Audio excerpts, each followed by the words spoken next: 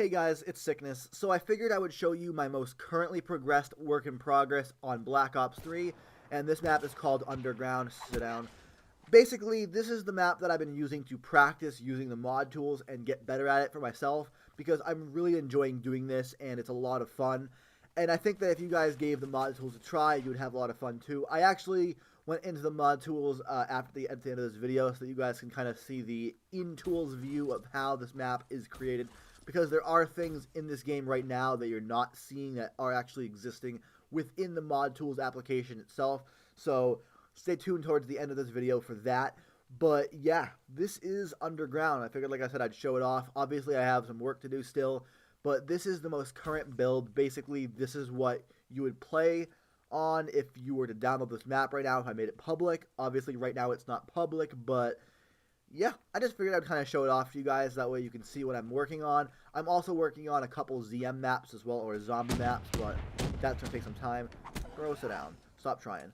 But this is a lot of fun, guys. I highly recommend trying the mod tools if you have Black Ops 3 on PC. You need to have Black Ops 3 on PC in order to actually run this. But yeah, hopefully you guys are, interested in this kind of thing. I asked on Twitter yesterday if you guys would be, and I had 2 people, I believe, say that they would be interested in seeing this, which is why I'm actually making this video. And I'm sure that more of you guys are actually interested in it as well. And so if you are, let me know in the comments below, and I'll continue to make videos like this that showcase what I'm working on and whatnot. What are we, having a battle here? Jesus Christ. Oh, no! Sit down! How I missed that. No, no. Oh my god. It's the attack of every enemy possible. I just wiped the entire team. I'm a god. Anyways, yes, you can wall run on this. Yes, you can climb up here. One thing that I'm doing that Treyarch doesn't often do, or that really any of the studios don't often do, is make it so that you can run on these higher places. And like this, obviously, I might want to fix the clipping on this because you shouldn't be able to stand up here. That would be cheesy. I'm probably going to slice it down the middle so that way we just fall. I mean, you could probably stand up here. I don't know. Obviously, I'm going to play test first, but hey, buddy, get back here. I'm a god. Confirmed. Anyways, yeah, I'm just really going to showcase the map off for you guys. That way you can kind of see what it looks like and, you can kind of understand, how all this works. Like I said, I went into Radiant at the end of this video to showcase it for you guys. That way you can see what it looks like in Mod Tools view. What the hell is that? And why is that protruding? Hold on. Actually, you know what? What the heck? It's little light glitches? Okay. Interesting. Let's go back over here. Woo! I like how I'm kind of tilted right now. That's kind of cool.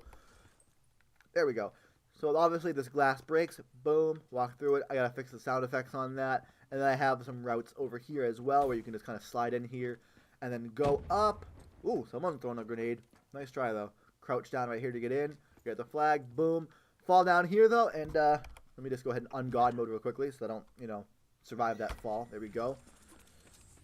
But yeah, this is what it looks like in game. And if you guys are interested in playtesting this, let me know in the comments below. You have to have obviously Black Ops 3 on PC in order to run this, because if you have it on console, you won't be able to play it. Obviously, I'm a god.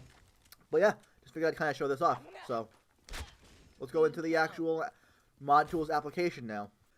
Alright, so this is the view from inside of Radiant. This is the tool that is actually used to make all the Call of Duty maps. Sledgehammer, Treyarch, and Infinity Ward all use this tool for their single player, multiplayer, and zombies, or whatever other mode they have maps. The only one that I don't believe is made in Radiant is Blackout, but don't quote me on that as I'm not 100% certain. Either way, obviously there are things in this view that aren't appearing in the actual game. Let me go to game view really quickly. So that blue box and the red boxes obviously don't exist there. And then I don't have my effects turned on, so you're not going to see the little blue animation or whatever here.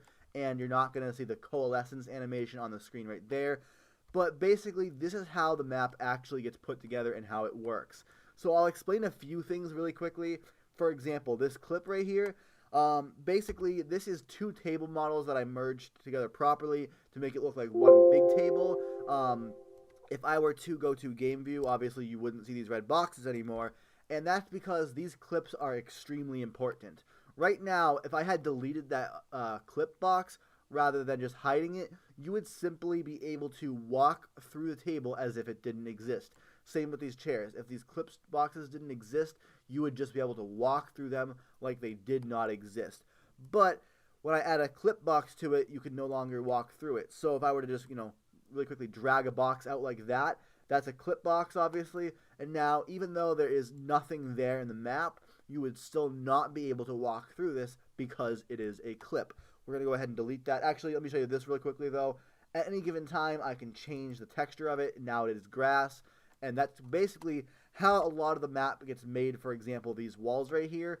Now, if I were to click on this, this is a brush. I actually had to draw this out in the 2D view, like you just saw me do a second ago. And if I go through the ceiling right here, you can actually see how high it goes. If I were to switch from XY top to YZ front, you can see that this is highlighted because that is the brush. I could drag it down. And then on this side, obviously, you can see that, well, the wall is open. So what we're going to do is we're going to undo that because we don't actually want that to be down. But you can also see that, I click on here, and all these, because all of them are different. Because there is a model right here, because this doorway model right here was chopped around, that's the way that I personally do it. I like to insert the doorway model or the door frame model, and then I like to cut on the sides of it. And it obviously creates the four corners here, the one here, here, and here, and then it creates that centerpiece on top. Some people like to draw a wall out like that, another wall out like that, and another wall like that. This is just the way that I do it personally. I find that's the way it works. Now, for the pictures themselves, this is obviously a custom image, and that's basically a custom texture. Actually, let me work with this one right here, Ice Primes, because obviously you can see it right here. So, if I were to click on his face right now, it would actually select the model of the picture frame. As you can see, P7 Picture Frame Fancy 4. Now, that's because the picture frame model itself is actually in front of the custom image texture. Basically, I can just hide that, and now I can select the custom brush or the brush with the custom image on it of his face. Go to View, Show Hidden, and now I can basically move his face left or right. Obviously, that exposes the default image that is part of the P7 model. But let's go ahead and undo that. I can also go up and down. The reason why I'm clicking on these arrows is because if I were to move it left or right or backwards and frontwards, it would not do it. It just locks for up and down at the moment. If I grab it like this, though, I can just kind of throw it anywhere and just kind of move it back and forth, as you can see.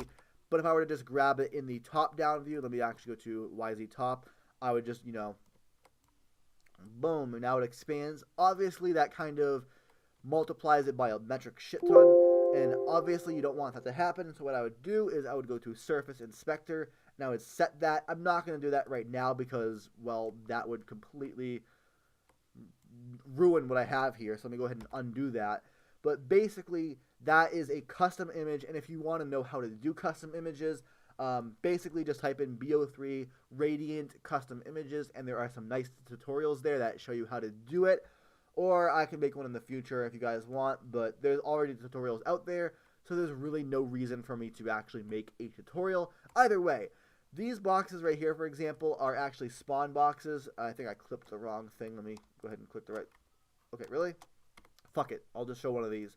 So right here is MPTDM spawn. This is just a random spawn point. This is info player start. This is one of the spawn points here. And then this is kind of another spawn point over here. If I were to go to my other side of the map, let me just go ahead and just go over here. I'll explain what this stuff is in a second. But yeah, if I were to go here, same thing. MPTDM spawn axis start. This is the other team's spawn point. Now, to explain what this is really quickly, this is the skybox. Obviously, when I went down like this, boom, the background changed, as you can see. So if I were to select this, I can, select right here. Whoops, didn't want to clear that. Okay, I didn't clear it. Good. I can go to this, and then I can select a random one. Obviously, right now, I don't want to do that. Actually, I'll just show you, because that one's Chinatown, so it's easy to get to.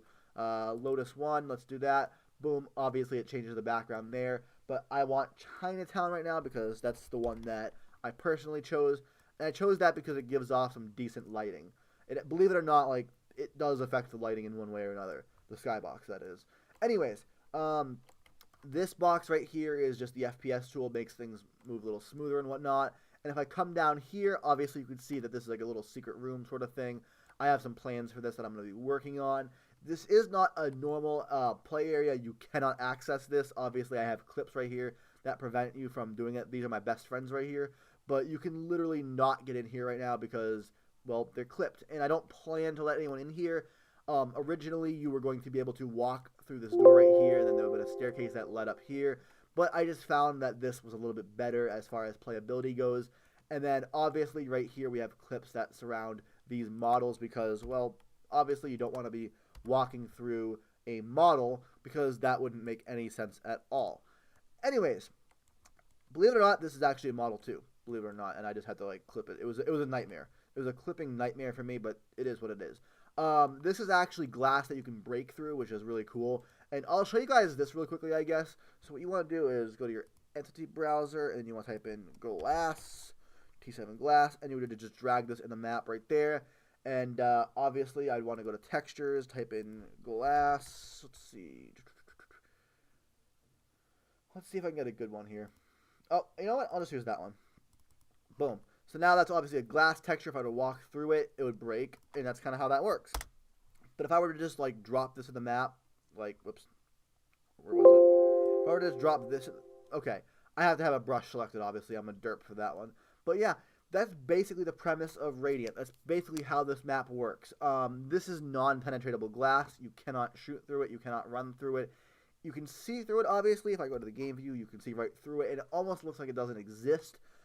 But yeah, Radiant is pretty straightforward. It's complicated at first, but it becomes easier. And honestly, it's a lot of fun building maps. If you ever wanted to like get into this, I highly recommend it. There's a lot of tutorials out there, and there's a lot of people in the zombies community or the modding community that will help you out. I am not knowledgeable enough to really help out too much because I'm still learning, but this whole modding thing, the whole making of maps is so much fun. But yeah, this is the basics of the map. So you guys saw earlier in the video, you know, what the map looks like in game view. This is what it looks like in Radiant view. So yeah. Alright, so if you guys did enjoy this video, let me know in the comments below or simply drop a like on this. Also subscribe if you are interested in more content like this because I'm having an absolute blast, you know, working on these maps and just playing around on them and stuff like that. I'm having more fun with this than I actually have been with Black Ops 4, believe it or not.